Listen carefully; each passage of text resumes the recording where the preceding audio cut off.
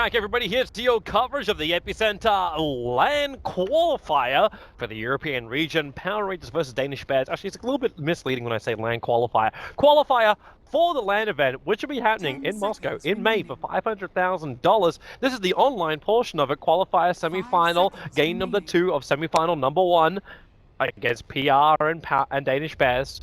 I'm joined by Ryu, the man who knows how to actually launch his damn Dota. I got him.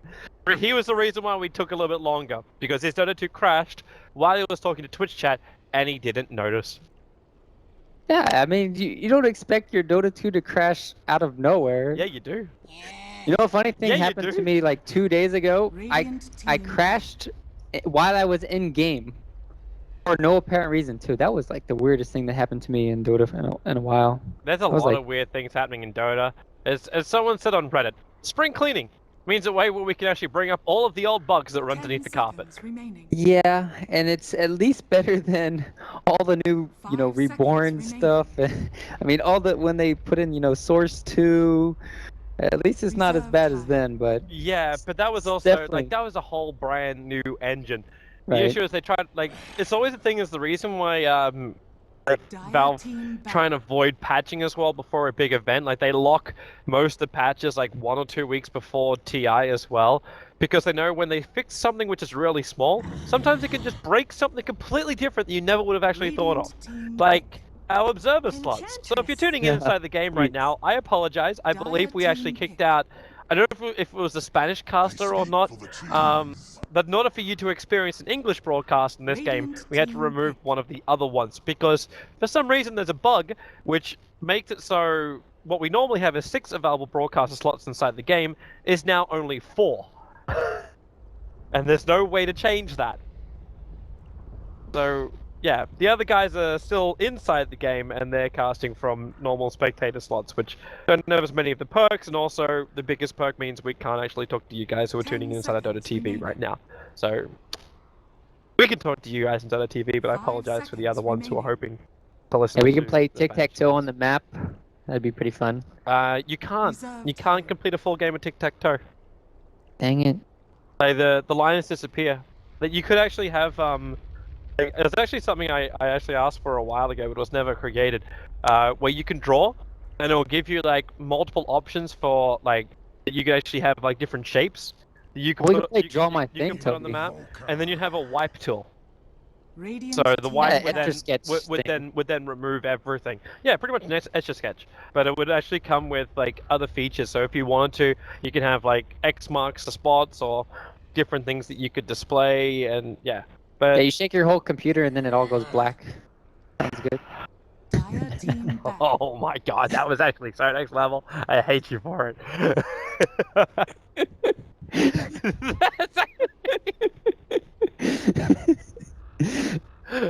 Oh, you level of idiot. 10 seconds remaining. Let's do it.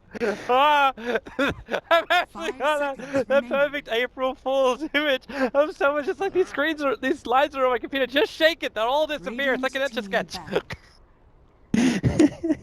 That's really cool though.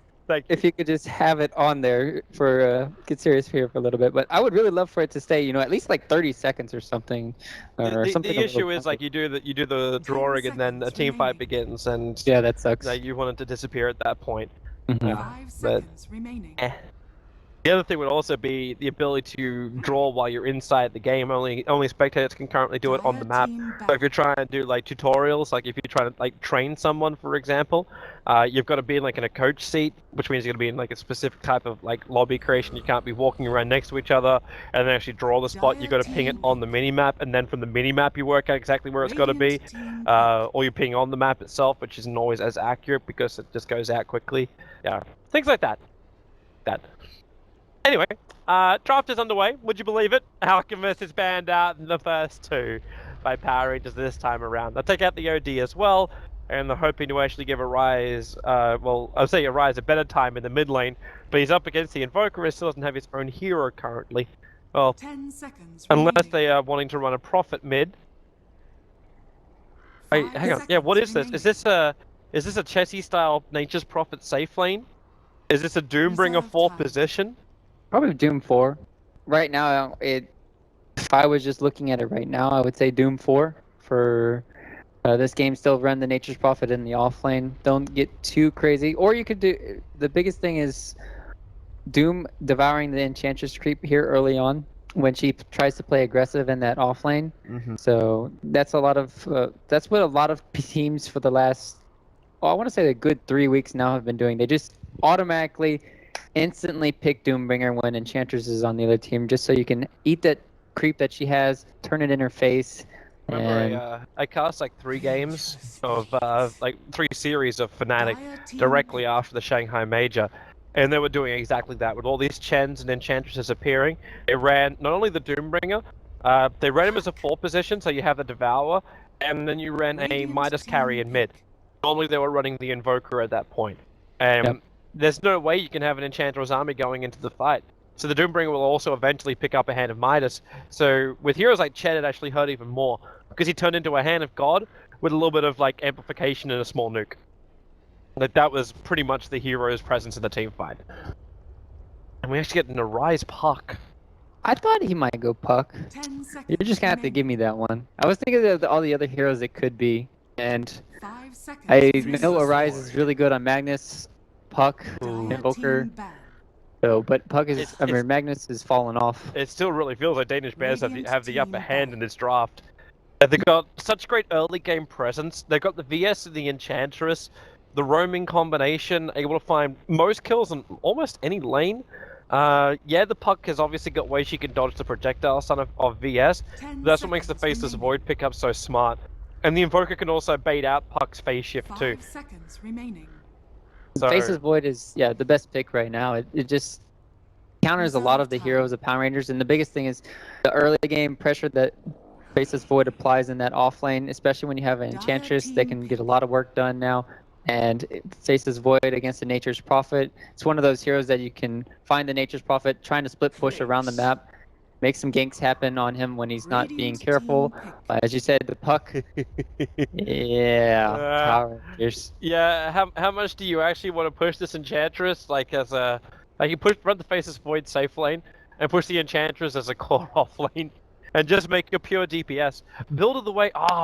Who was it that played it last night? Someone You can't do that again against the Clinks though, because Strafe is gonna shred her. Strafe is too good. So I was like, Ursa is like, that's why he was banned out. Yeah. 5 seconds remaining. Clinks versus Faceless Void is, I think it's still good for the Clinks here with the Searing Arrows because Time Walk has a very long cooldown early on. He can still just dish out those flaming arrows, and it's just kind of like constant damage over time. And but if he gets locked inside the Chronosphere, then Invis won't help him. That's so Danish Bears, they need more DPS, I think, more burst for me for their carry. Slark isn't, well, no. Doom kind of counters Slark, but problem is Slark won't synergize with the Faceless Void. Yeah. So range carry, they still have Gyrocopter to work with, but Clinks versus Gyro in the later stages of the game could be bad. Okay. We talk about synergy here. PL, no, not PL mid. Yeah, I'd be down for a PL mid and pushing the Invoker to a safe lane, because PL, like, he's good against almost anybody. But it makes a lot of sense. Like, the Invoker can just run his lane, PL goes for safe lane farm. And they have to make sure they catch that Nature's Prophet out. Like, they can't let Prophet or Doombringer, whoever's like rotating into that off lane, have any kind of room to breathe there. Because the Void's not going to have a lot on top lane. Yeah, they have kill potential now with PL being able to run down the Nature's Prophet and Avenge Stun. So that's a good thing. And Clinks versus the PL in the later game, obviously PL has the better edge there because he's going to have all of his illusions. But if you find out the PL can shred him easily, Puck with the silence could help set up a lot of things. Bane, if he can Fiend's Grip the right target, I could see them winning, and Power Rangers have a nice Roshan lineup on the Dire side this time. So they can get a lot done in the early game here. And Clinks rotating around the map, I see him being able to get a lot of kills on the Enchantress as well as the Invoker once he gets level 6. But I like Power Rangers' early game aggression. It's just, how is this late game gonna unfold? I think it's gonna go about 40 to 50 minutes. And who's gonna win, Toby? I don't want to say anybody. It's just like 50-50 right now for me. Yeah, a lot of it's gonna obviously like come down to laning phase wise. For me, I want to see how DB do their rotations. That is probably going to be one of the biggest points. Ping, I think he's going to be fine in the mid lane. Like the Ping versus Arise matchup, it was fun in the last game. I think it's going to be fun in this one too. Hester when he gets on the off lane, I don't really like if he can get to level 6 in a decent amount of time, and fine, and he should be okay there. So it's not really a big lane of contest. Same for Cheshire Cat. Like how much he gets out of it, he can always just move back and farm up that small little camp on the side with his treants. So that's not really as much of a problem. It's the ability to actually control the lanes and how much effect the supports have. Like J4's that I ensure that Clinks gets farmed. So then you look for the rotation of the Clinks. For DV, it's all about the presence that Rise, as well as Noya, are able to achieve. This will buy the space for PL to get huge, Invoker to get a hand of minus and continue to farm up. And then they're just going to survive the mid game. Or have PR crippled enough thanks to the early rotations of DB that the PR just can't do anything coming into the mid game. They're too underfarmed. So it doesn't really answer your question about who's going to win, but if I have confidence in the rotations beating that bush, Toby. If I have confidence in the rotations of DB, I am leaning towards them. Yeah, I think Power Rangers is going to win this game just because they're going to have a really good timing of everything coming together, and they're just going to make their lanes work out tremendously. Rise is already starting off here, going for a shockwave creep. Early on, it's going to help out the Invoker here. It looks like he just wants to farm up in the jungle. Not going to be applying pressure in the off lane. So, Hestia Joe. Yeah, he's up a long, long way. He knows he can just time walk off the damage anyway, but he's holding on to this. Cooldown time is actually one of the biggest problems. It's not even the mana cost. There's 24 seconds without a backtrack. Meanwhile, Bignum handling, going into the off lane. We saw the Spirit Breaker plus the Darkseer last time for the Danish Bears, but this time, Power Rangers. It's just funny. You take a hero who's got like no armor. He gets hit by a wave of terror, so then he goes -3. And he's still able to stay at the front lines thanks to the regeneration of a Tango as well as that Unholy Aura. Penguin harassing mid, using the Cold Snap a little bit too early here. And Arise is just getting oh my, is he gonna go down? Possible. The Saturday's out of time though. In fact, you got Arise to burn a salve already. Like, that's already a huge win. Is he going to be forced to bring another salve is the big question. That slows down your bottle even further. And his last hitting under the tower is key too. So he's going to miss that one. He's going to get this one though. So. No, I lied. Jinxed him. I wasn't watching, so no one will judge. But yeah, going back to your point here with Bignum, they can't even go on him because he has that heal. He has Scorched Earth if they want to go on him, and the passive here with the Unholy Aura just too tanky. Yeah. So, what do you really do? But then again, is Bignum really achieving a lot here? Like, there's still a Nature's Prophet who's not getting quick levels. Hester Joe is being able to stand right in front of the Clinks. This Bane, he's looking for some kind of snipe off or presence in the mid lane, but it means now to ensure that Cheshire Cat is getting CS and harassing Ace down a little bit, you're having to split your experience a lot more. And they're coming underneath the tower. Bignum, you're a long way down here. Like, he's actually, he's not trapped by any stretch of the imagination, thanks to the extra trains of Cheshire Cat. They're going to TP forward. No. They were looking for the opening. Just weird stuff going on in this bottom lane right now. It's like they want the kill over on Noya. Well, they might get it. Yeah, he has to use the magic missile. There's no Sprout up. So Noya makes a break for the tree line. He hasn't actually munched on the Tango yet until now he does. Into the trees, Cheshire Cat starts his TP out. And now Doombringer is by himself. He doesn't actually have a creep wave and there's no trees to help him out. Noya is so low thanks to that blast. He wants to give a wave of terror or a magic missile or both. Now he actually can, but now they come back. Arise will claim the first blood of all people, taking out the Invoker while Nature's Prophet found his own. And Bignum in the trees, he'll be the sacrificial lamb. Cheshire Cat did not bring a TP scroll. It's still actually sitting back at base at the moment. So he enchanted up, Arise will come over, and Cheshire Cat will die to the Enchantress. It was actually the range creep that got the last hit, but Rise will still get the point for it. Yeah, the biggest thing is you talked about mid lane going down here with the help of the Bane. I wish I could have saw that, but that Clown Fest in the bottom lane was too much to... Oh, right. He didn't deny it. Rise attacked the Puck, misclick there, and that's a big deal. Puck is about to get level 6, and this is a huge rune to have. Arcane rune early on is benefiting a lot of the magic users. Zeus, big time. Puck here, he can just spam out his orb. So this... I'm starting to see the result of what's happened on bottom lane too. Yeah, faces Void's getting levels, but look at that Clink CS. 27 for 10. Goddamn's just about to crack level 6 as well, which means he'll be absorbing that Hellbear in just a moment. Goddamn's actually looking really good to his timing coming into this mid game. Oh, body blocks here from on Noya. They have the Infernal Blade to work with here. TP support is coming in, but it's a level 4 Faceless Void. Yeah, what's he really gonna try and do with this? The chasing up after that Doombringer. But Ace has got nothing more to give. Even if he wants to lance this, it's still only a level 2 lance. Doesn't do enough damage to really put the Doom in any kind of peril. PR's actually looking really good at the start of this game. This rotation, the presence from Rise, I haven't felt it at all. Like, he's now flash farming up in the mid, but he could also be like an inch away from watching Ping die. He actually walks away from his own creeps trying to chase down a Rise. Hester Joe will jump in. Rise will just walk himself out here. J4 still got Nightmare available too, which he's used on Rise. So Rise misses the experience. Can't change anything in the mid lane, and now there's just 2 Mud Golems left. Bottom lane, they already used his Infernal Blade, and they've got the blast. They've got the blast. Everything's falling apart here, and it's just the Enchantress. Talked about it in the early game, not having much of an impact, just helping out the mid lane.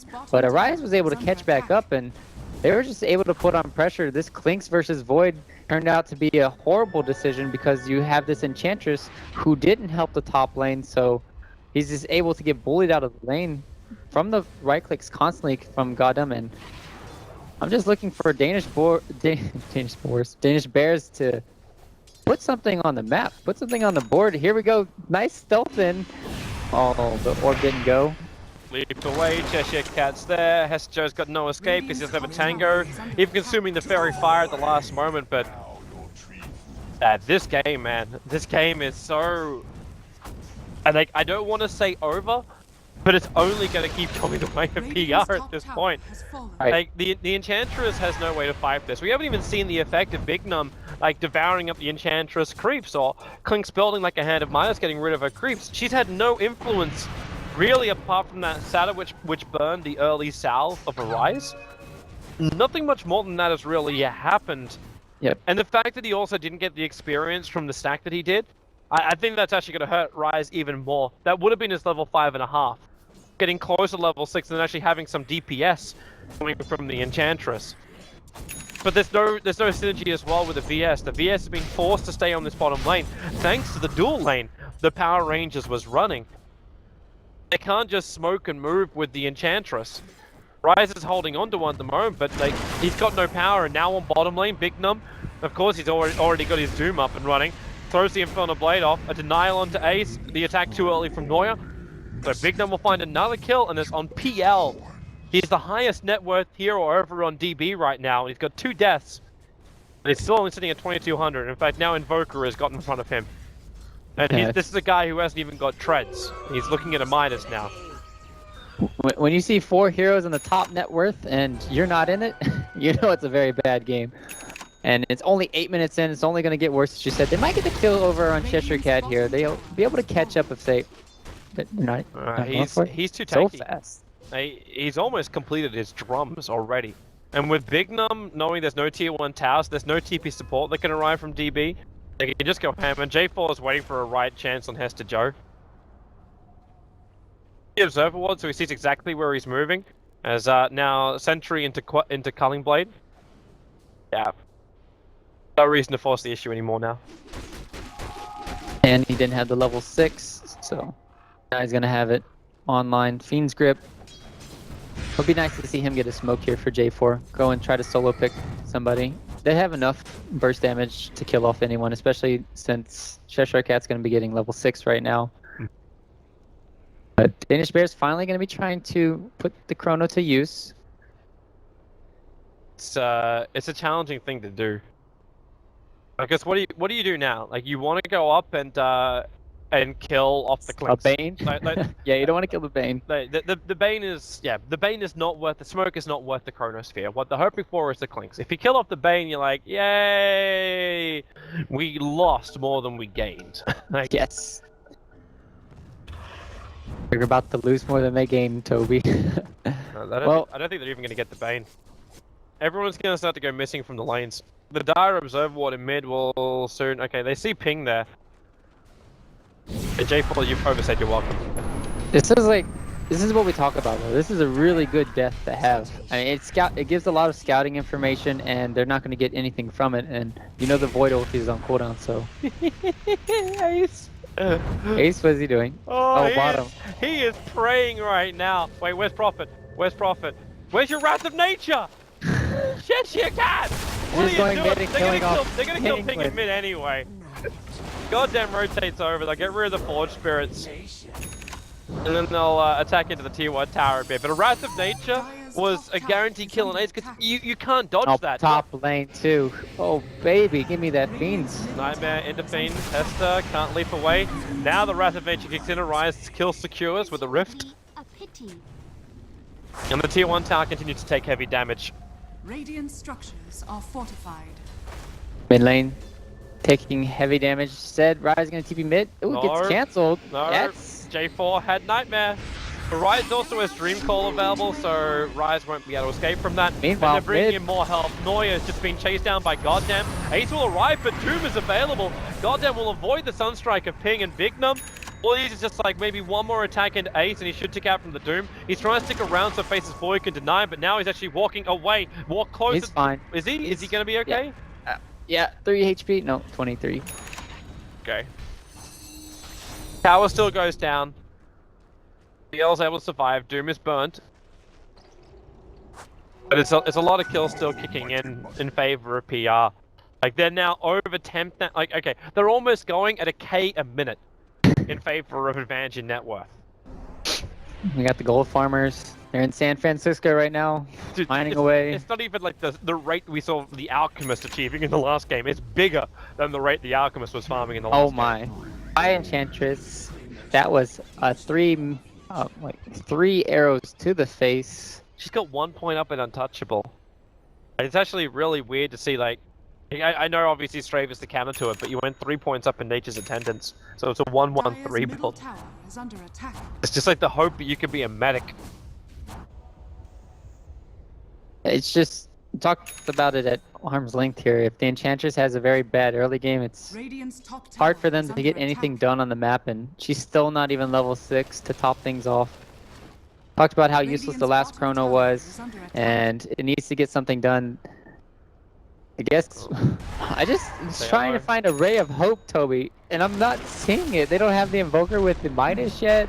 I mean, their one last hope would be to steal this Roche. Oh, so, good luck. Power Rangers, this could be very big. Death Pact is running out for Goddamn. It's not going to be as powerful now. He's actually down to 826 life, but Puck's coming in with a Blink Dagger, which DB do not know about. They get the initial stun over on top of J4. It's the Bane out of this play until the Chronosphere. It's on J4, and you're focusing the Bane to start with, but now Rise, a 3-man Dream Call, a 3-man Rift, and Bignum going ham. His Doom comes off cooldown in 1 second time, so he can turn that towards Ace right now before he dies. The dust is off. Okay, Bignum, I suppose you just died then. Cheshire Cat can't really help out much more, but Arise back in again for another 3-man silence, a blink away, and buying space for Goddamn just to pump in more and more arrows. Rise in the tree line, which now being surrounded by the Sprout of Cheshire Cat, reveals his position. He'll go down, the Doppelganger over. Arise's end of the orb, the tail end of the orb, actually kill off both of the illusions, making it easy for Arise to instantly know who he meant to attack, and he even uses the Rift to ensure the kill, so the creeps can't deny it. Back over to Roshan, huge fight going the way of PR, and this is now most definitely Like, GG. yeah. Like, you haven't That was even, their last hope. like, you haven't even taken out a tier 2 tower yet, but Power Rangers are so far ahead. That's their only chance back into the game is when you group up like that for the Roshan fight with the Chronosphere, and then having the, which is puzzling me right now is Invoker still not having 1-up in Wex since he's level 9. He opted to go for that extra point exort, but they could have had the Meteor Deafening Blast coming in during the Roche onto a Chrono or anything. Maybe they could have had that team fight, but like you talked about, Rise having that nicely timed Blink Dagger being 6-0 now. It's just nice counter-initiating plays coming in, and they're not going to stop the pressure. They still have all their ultimates online. That's the worst part. Oh my goodness. The fact they fight against DB without having to use Doom. Doom or Now, Fiends? Goddamn runs underneath the sentry ward, so Neuer knows the issues that are coming his way. The issues being, it's probably 3 hits, maybe 4 hits to get the kill. Hesajo, jump away, Fiend's Crypt, and Coil committed. Goddamn still wants this on Neuer. 2, 3, yeah, he doesn't even turn for the stun. They may tap out early here. I would tap out so I could stop the... I don't want to be 0-20 at the end of this game or something. I mean, I'm not saying stats matter, but trying to get a kill is going to be hard for the rest of the game. And it looks like Ping is going to be caught out. Rise they would don't have Dream Coil. They have Dream Coil, yeah. Because they used both Dream Coil as well as Fiend's Grip on that last kill. It made that one impossible. Goddamn still say that as goddamn. He's got 1 point up in Wax, but he just invoked Cold Snap. Which means he can't go in Fizz. Goddamn the attack, it doesn't miss uphill either. Oh, that's brutal. That is brutal. Say goodbye to your tier 2. Look, they throw down the sentry wall because they thought there was vision coming out. How did he was it the vision from Big Num standing on the cliffside? I think the vision was still there because of... Does Solar Crest grant vision? That's a good question. I don't think it does. The Searing Arrows might have gave the vision from before, but yeah. Not exactly sure. Maybe Twitch chat could help us out with that, but... I don't know. There's a drum charge. Arise. 2-man coil silence. And look at that damage. Say goodbye to your Chronosphere. PR are looking for a free 20-minute GG out from DB. They're definitely going to take this mid-racks. They got their own sentries down now. If anyone's trying to be sneaky, and there it is. GG. DB realized they've lost this game, and they've lost it so hard. We're going to a third deciding matchup. Should have showed Power Rangers like me, Toby. Had your chance. Hey, I was actually having confidence in the DB rotation. It was really good in game 1, but it's like they just had no lane presence in game 2 at all. Yeah, they had no lane presence. You just said everything about the game right there. It's if you could describe this game in 3 words or something, what was it? No lane presence. There you go.